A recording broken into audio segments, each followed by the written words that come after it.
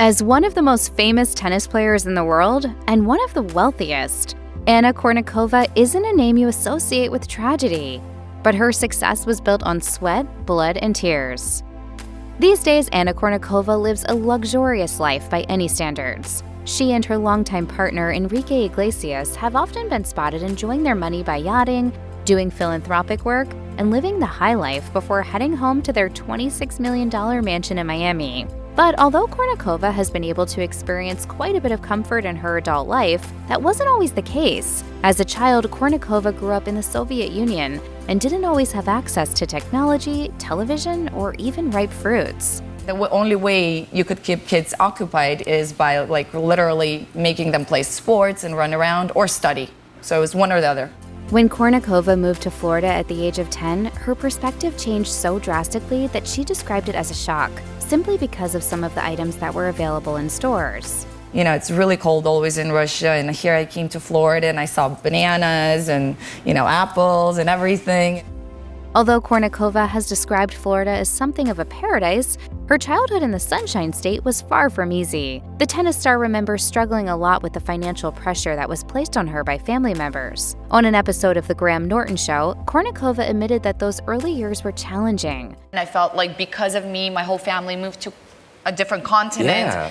And so I was supporting everybody basically. At the time, Kournikova accepted this pressure as part of her reality. However, as the years have gone on, the tennis star has gained a new perspective on what she now views as a challenging aspect of her childhood. Back then, I still had so much fun on the court, but looking back at it now, I would never do that to my kid.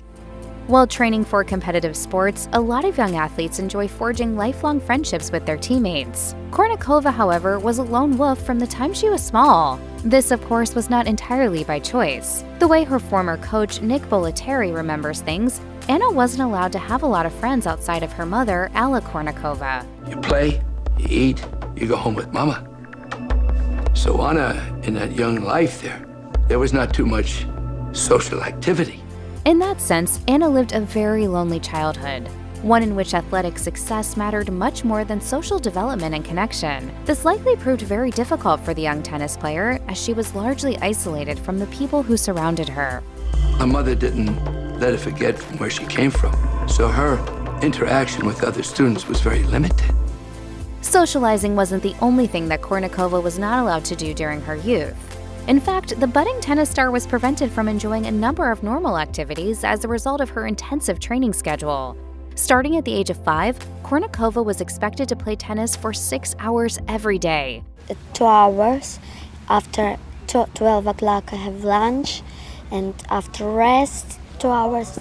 As she grew older, her schedule became even more vigorous, meaning that she simply did not have time for a lot of leisure. Reflecting on this on The Graham Norton Show, Kournikova recalled, I was really brought up, like you said, like military. Like practice at this time, work out at this time, food, therapy, all that. Because Kournikova was so busy training, she missed out on a number of fun events, like school dances. Apparently, this upbringing has had a long-term impact on Kournikova's personality. As the former tennis professional told Norton, I'm still really OCD and disciplined. Kournikova had a somewhat challenging relationship with her mother, Alla. According to coach Nick Bollettieri, part of the problem was that Alla interfered too much in Anna's training. Describing this dynamic for ESPN in 2002, Bollettieri said, "I believe what happened here, whether it was deliberate or not deliberate, is that Anna became too dependent on her mother." When a ball was hit, the head would go from here to the sideline. And when that happens, you're really not running your own ship.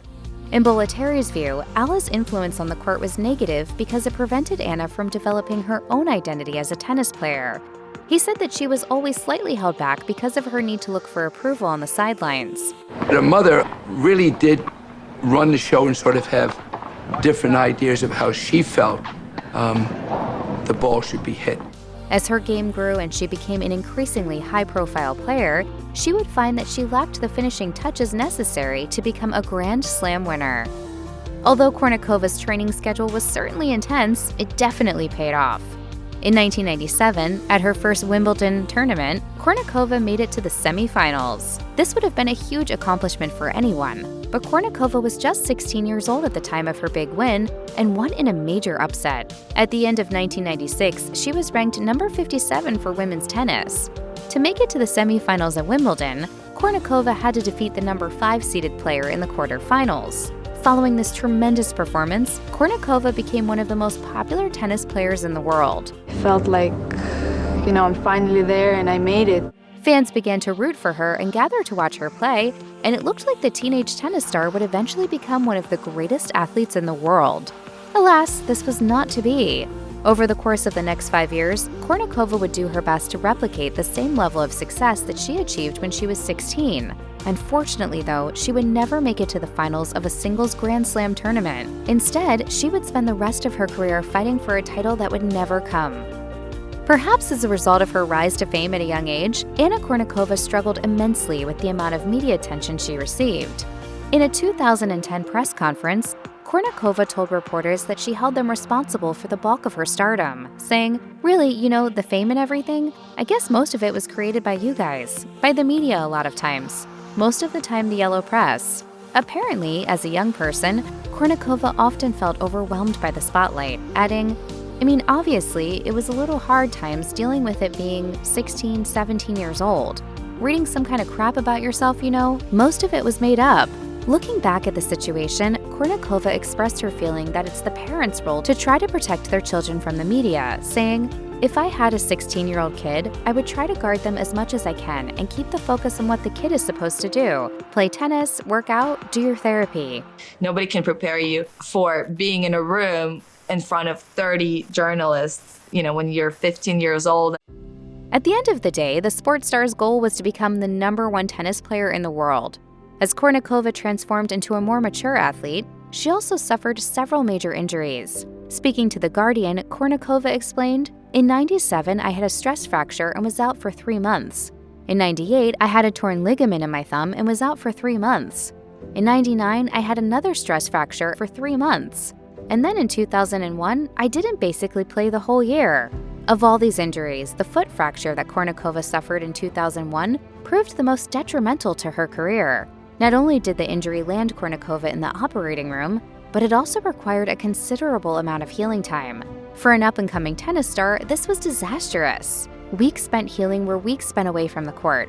And to truly be the best, Kournikova needed to train. As she told The Standard at the time, this injury caused her ranking to plummet to 55 among female tennis stars. Although she remained popular with fans and continued to win endorsements, Kournikova was not satisfied with this. Her dream was to win a Grand Slam title, and it seemed to be slipping further out of reach. By the time 2003 came rolling around, Kournikova's injuries had become so painful that she had no choice other than to quit tennis. Although she was just 21 years old, it was clear that Kournikova needed to retire. Her body simply would not allow her to continue playing. In a 2011 conversation with People, the athlete opened up about her reasons for stepping back from the sport, saying, "I never planned or thought that was going to be it. My back really forced me to stop. It got so bad, I couldn't tie my shoes, literally. I would be in excruciating pain. I had been doing 6 to 8 hours every day since I was 5 years old." Even as she got older, the tennis star continued to suffer from back pain. In a 2010 appearance on The Graham Norton Show, Kournikova admitted that she still hadn't fully recovered from her injuries. "I have 5 different problems in my back, but it never bothers me in normal life, or when I'm just exercising. It really is because tennis is such unnatural movements for your body. It really screws up your body with all the twists and everything." Even with her young retirement and body-racking injuries, Kournikova has always tried to stay positive. I like to look ahead. I don't like to sit back and get all melancholic and whatever about the past and stuff. Just because Kournikova retired, however, doesn't mean that she fully regained her privacy. For years after her retirement, she remained popular enough to draw interest from fans across the globe. Making matters even more complicated, the press was fascinated by Anna Kournikova's romantic relationship with Enrique Iglesias. As readers clamored to learn more about the photogenic young couple, Kournikova and Iglesias found themselves to be frequent targets of paparazzi stalking. Unsurprisingly, Kournikova considered this both annoying and invasive. As the athlete revealed in a 2008 interview with Sports Illustrated, she felt particularly frustrated when photographers would leer at her and Iglesias, often in an overtly interested way, saying, "It goes with the job, but it gets annoying when you feel violated. Just take the picture and be done." Of course, there is no controlling the paparazzi, and Kournikova's pleas for respect likely went unheeded. Kournikova and Iglesias have largely appeared to deal with this by taking a step back from the public eye and living their lives in the privacy of their own home. Despite the tragedy of her early years, Kournikova's adult life has much improved. She is the mother of a son and 2 daughters, and she dedicates a considerable amount of time to philanthropic organizations such as the Boys and Girls Club. She even dished out some tough love on The Biggest Loser. It's not that big of a deal. You guys are the ones that are accomplishing the things. We're just telling you what to do. Even as Kournikova's life evolved, the ghosts of her past came back to haunt her. In 2010, her mother, Alla Kournikova, was arrested for child neglect. As reported by the Palm Beach Daily News, the local police took her briefly into custody after Alla's then 5-year-old son, Alan Kournikova, was found soaking wet and barefoot outside her Florida home. Alan told the officers that he had leapt out of the second-floor window, although he did not give an explanation as to why. Alla ultimately pled guilty to the charges and was sentenced to 3 years probation and 100 hours of community service. While this news may have been quite disturbing for Kournikova, she did not make any sort of public statement regarding her mother's legal troubles.